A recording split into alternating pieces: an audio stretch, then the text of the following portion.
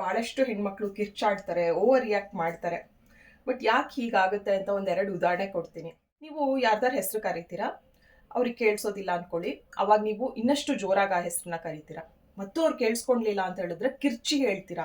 ಇನ್ನೂ ಕೇಳಿಸ್ಕೊಂಡ್ಲಿಲ್ವಾ, ಅವ್ರ ಹತ್ರ ಹೋಗ್ಬಿಟ್ಟು ಅವಾಗಿಂದ ನಿನ್ನ ಹೆಸರು ಕರಿತಾ ಇದ್ದೀನಿ, ನೀನು ಕೇಳಿಸ್ತಾ ಇಲ್ವಾ ಅಂತ ಹೇಳ್ಬಿಟ್ಟು ರೇಗಾಡ್ತೀರಾ. ಆ ಒಂದು ಮಾತು ಅವ್ರಿಗೆ ಕೇಳಿಸ್ತಿಲ್ಲ ಅಂದಾಗ ನಮ್ಮ ವಾಯ್ಸ್ ಜಾಸ್ತಿ ಆಗುತ್ತೆ, ನಮ್ಮ ರಿಯಾಕ್ಷನ್ಸ್ ಎಲ್ಲ ಜಾಸ್ತಿ ಆಗುತ್ತೆ.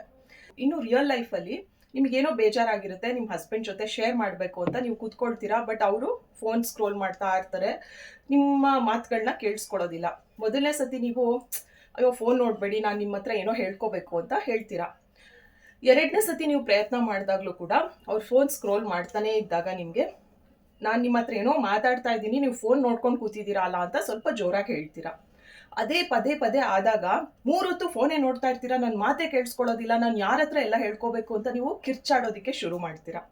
ಸೊ ಒಬ್ಬ ವ್ಯಕ್ತಿಯ ಓವರ್ ರಿಯಾಕ್ಷನ್ ಎಲ್ಲರಿಗೂ ಕಾಣಿಸುತ್ತೆ. ಯಾಕೆ ಅವ್ರು ಓವರ್ ರಿಯಾಕ್ಟ್ ಮಾಡ್ತಾರೆ ಅನ್ನೋದಕ್ಕೆ ಕಾರಣ ಇದ್ದೇ ಇರುತ್ತಲ್ವಾ. ಕೆಲವರು ನೇಚರೇ ಆಗಿರುತ್ತೆ, ಮೊದಲಿಂದನೂ ಅವ್ರು ಎಲ್ಲದಕ್ಕೂ ಓವರ್ ರಿಯಾಕ್ಷನ್ ಮಾಡ್ತಾ ಇದ್ದಾರೆ ಅಂದರೆ ಅದು ಬೇರೆ ಪ್ರಶ್ನೆ. ಬಟ್ ಇತ್ತೀಚೆಗೆ ಈ ರೀತಿಯಾದ ಬದಲಾವಣೆಗಳಿದೆ ಅಂತ ಹೇಳಿದ್ರೆ ನಿಮ್ಮಿಂದ ಈ ಎಲ್ಲ ತಪ್ಪುಗಳು ಆಗ್ತಿದ್ಯಾ ಅಂತ ಒಂದ್ಸತಿ ಕೂತ್ಕೊಂಡು ಯೋಚನೆ ಮಾಡಿ.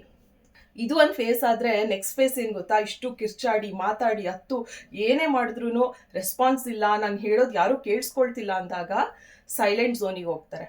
ಅಂದರೆ ಅವಾಗ ಅವ್ರಿಗೆ ಏನೋ ಭಾವನೆಗಳಿರೋದಿಲ್ಲ, ಎಕ್ಸೈಟ್ಮೆಂಟು ಇರೋದಿಲ್ಲ, ಬೇಜಾರು ಇರೋದಿಲ್ಲ, ನಂಬಾಗಿ ಹೋಗ್ತಾರೆ. ಅವಾಗ ನಿಮಗೆ ಅನ್ಸುತ್ತೆ ಮೊದಲು ಎಷ್ಟು ಕಿರ್ಚಿ ಮಾತಾಡ್ತಿದ್ಲು, ಈಗ ಎಷ್ಟೊಂದು ಸೈಲೆಂಟ್ ಆಗಿಬಿಟ್ಟಿದ್ದಾಳೆ, ಏನು ಹೇಳಿದ್ರು ರಿಯಾಕ್ಟ್ ಮಾಡೋದಿಲ್ಲ ಅಂತ ನಾವು ಫೇಸಿಗೆ ಬಂದಾಗ ಅದು ತುಂಬಾ ಡೇಂಜರ್.